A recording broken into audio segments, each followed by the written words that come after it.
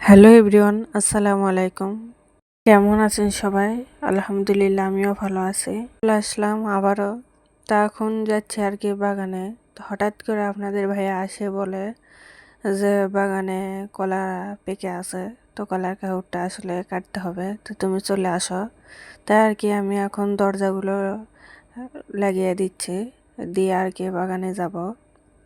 তো মেয়েকে বললাম, আম্মু আপনি আগে যান, আমি আসতেছি।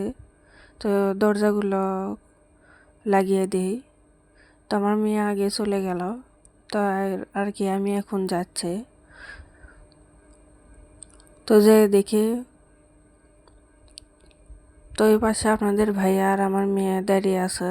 তো কিভাবে কলার গাছটা কাটবে, তো আমার জন্য সবাই অপেক্ষা করতেছিল। যে তো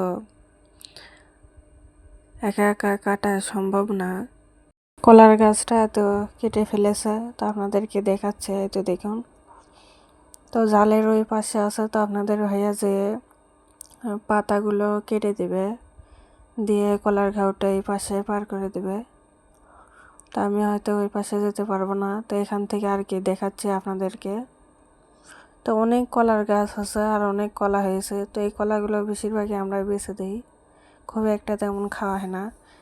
আর আমাদের গাছের কলাগুলো খুবই ভালো, যেহেতু গাছে ওষুধ দেওয়া হয় না, ওষুধ মুক্ত।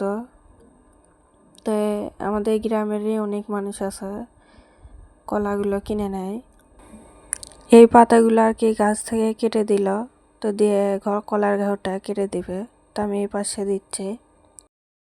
তো আমি আর কি এখানে আপনাদের ভাইয়া পাতাগুলো কেটে দিল, তো এই পাতাগুলো নিয়ে যায় রোদে দিচ্ছে।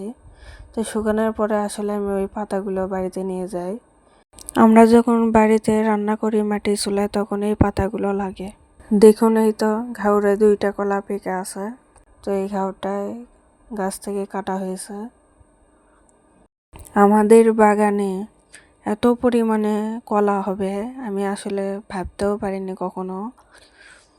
তো অনেক পরিমাণে কলা হয়েছে গাছে। আলহামদুলিল্লাহ, আমরা অনেকটাই খুশি। তো এখানে বাবা মেয়ে আর কি আটে ছিল,